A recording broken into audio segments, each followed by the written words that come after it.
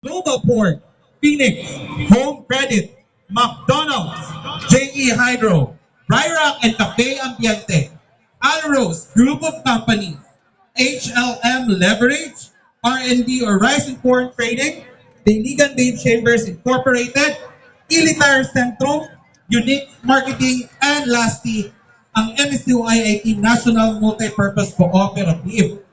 Okay, so before we proceed, let's acknowledge the arrival of our city administrator and the EMB overall chairperson for the Yannick Festival 2024.